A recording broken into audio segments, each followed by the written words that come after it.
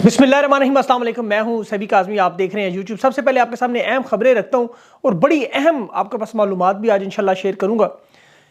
अमरीकी फ़ौज इसराइल में दाखिल होने के लिए पहुंच चुकी है और इस वक्त 2000 के करीब दस्ता जो है वो किसी वक्त भी दाखिल होगा।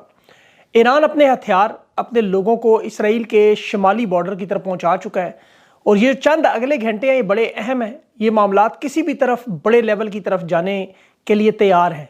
तुर्की और ईरान आपस में बातचीत कर चुके हैं। तैयब अर्दगान, इब्राहिम रईसी के दरमियान टेलीफोन पर बात हुई और वो जो तावन और यकजहती का इजहार किया गया, ज़रा गौर कीजिएगा। अल जज़ीरा की तरफ से यूरो मेट्रो ह्यूमन राइट्स की कोई न्यूज़ है कि जी वहाँ पर गज़ा में कोई एटमी हमला, लेकिन अभी तक कोई वाज़ेह सबूत या तस्दीक नज़र नहीं आ रही, इसलिए इस खबर को मैं फ़िलहाल अहमियत नहीं दे रहा। लेकिन ऐसा हो सकता है। इसराइल के देखें बड़े शहर इस वक्त हमलों की जद में है, पार्लियामेंट तक इस वक्त ख़तरे में है। तो इसराइल GPS सिस्टम तमाम शहरों में बंद कर चुका है ताकि ट्रैकिंग ना हो सके, ये ढूंढ ना सकें।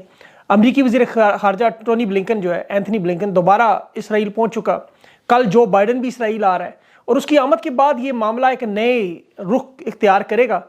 अमरीकी वज़ीर खारजा की जंगी कैबिनेट में इसराइल के बैठे हुए शिरकत की तस्वीर भी सामने इन्होंने लाई और यूक्रेन के सदर ज़ेलेंस्की ने एंथनी ब्लिंकन के साथ इसराइल जाने की ख्वाहिश की, लेकिन इसराइली हकाम ने कहा कि ये अभी दुरुस्त टाइम नहीं, आप ना आएँ। और इसकी मैं आपको वजह बताता हूँ आगे चल के ज़रा तफसील। हिजबुल्लाह ने इसराइल की जो सर्वेलेंस कैमरा सिस्टम है लेबनान के बॉर्डर पर, वो तबाह किया। उसकी वजह से अब जासूसी का निज़ाम इनका दरहम बरहम हो गया है। इसराइल गज़ा में गाइडेड मिज़ाइल, अनगाइडेड मिज़ाइल इस्तेमाल कर रहा है। ये अनगाइडेड मिज़ाइल क्या होते हैं, इसकी भी थोड़ी सी तफसील आपके सामने रखता हूँ। और हमास के पास इस वक्त इसराइल के 250 से ज़ायद कैदी हैं और इसमें इसराइल जो है वो अपनी बमबारी से 20 लोग खुद मार चुका है। हमास ने वो वीडियोज़ भी जारी कर दी और 250 जो कैदी हैं, ये इनका तबादला फ़लस्तीन के साथ 6000 अहम लोगों का वो मांग रहे हैं वापस। और ईसाई रहनुमा पोप फ्रांसिस गज़ा में होने वाले जुल्म पर खामोश नहीं रह सके, उन्होंने आवाज़ उठाई और फिर इसराइल के फॉरेन मिनिस्टर की बड़ी शदीद किस्म की इन पर तनकीद। जंग से इसराइल की मईशत को भी आपको पता है शदीद नुकसान हो रहा है और करेंसी जो है वो 8 साल की बदतरीन सतह पर जा पहुँची है। ये तफसील से तनाज़ा मैं आपके सामने इस तरह आज बयान करना चाहता हूँ कि हर वो शख्स जिसे ये नहीं पता कि हो क्या रहा है, ये वीडियो देखने के बाद उम्मीद है फिर आपको कोई और मालूमात जानने की ज़रूरत नहीं रहेगी। इस तनाज़े में बड़े अहम पहलू हैं। जैसे आप देखें, ईरान के वज़ीर ख़ारजा अभी हुसैन अमीर अब्दुल्लाहियान ने उसने बड़ा अहम बयान दिया कि अमेरिका को साफ अल्फाज में मैं वार्निंग दे रहा हूँ कि अभी भी वक्त है कि सयूनी जराइम का हिस्सा ना बने। यहाँ पर जो सबसे अहम फ़र्क है, लोगों को जो नहीं पता, वो एक आम यहूदी, इसराइली और ज़ियोनिस्ट या सयूनी जिसे कहते हैं। अब अगर आप ये सुनते रहते हैं अक्सर, ये ज़ियोनिस्ट रियासत है जी, और ये है क्या बेसिकली, तो यरूशलेम में एक पहाड़ी है जिसका नाम है ज़ियोन। ये वहाँ से निकला है। इसराइल के तमाम लोग ज़ियोनिस्ट नहीं हैं। दुनिया भर में इस वक्त 16 करोड़ यहूदी हैं, जो कि दुनिया का तकरीबन 0.2% बनते हैं।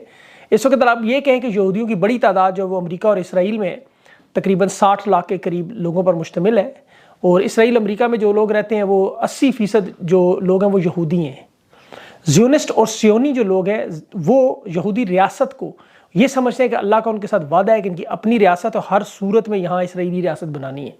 और यही असल तनाज़े की बुनियाद भी बना हुआ है। जो लोग ज़्यादा मजहबी नहीं हैं वो समझते हैं कि किसी भी मुल्क में आप रहें जहाँ यहूदी आज़ादी के साथ रह सकें, वो मुल्क उन्हीं का है। अब तीसरे जो है वो दुनिया के वो यहूदी जो इसराइल में तो नहीं रहते, पूरी दुनिया में रहते हैं और उन्हें लगता है कि फ़लस्तीन की एक अपनी रियासत भी होना चाहिए। तो ये तीन तरह के, जिस तरह यहूदियों की अपनी रियासत है, इस तरह फ़लस्तीन भी एक अलग मुल्क होना चाहिए।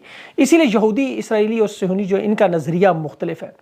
अब ईरान की ये जो धमकी है क़यामत पसंद ज़ियोनिस्ट के लिए, वरना इनकलाब से पहले ईरान में 1.5 लाख यहूदी रहते थे, अभी भी वहाँ तकरीबन 20,000 हैं। और 2007 में इसराइल की हुकूमत ने हर यहूदी ख़ानदान को जो ईरान में था उसे $60,000 की मदद का ऐलान किया था कि आप ईरान छोड़ें, हम आपकी मदद करेंगे। उस वजह से बहुत सारे शिफ्ट हो गए, लेकिन बहुत सारे यहूदियों ने नहीं छोड़ा। तो ये फ़र्क आप सबको पता होना चाहिए, ताकि मज़हब से इतना ताल्लुक़ नहीं है इस खित्ते का, जंग का, जितना बनाया जा रहा है। ये कोई खुदा न ख्वास्ता इस्लाम की यहूदियों के साथ या मजहबी ऐसी लड़ाई नहीं है जो अभी अमरीकी सेनेटर कह रहा था।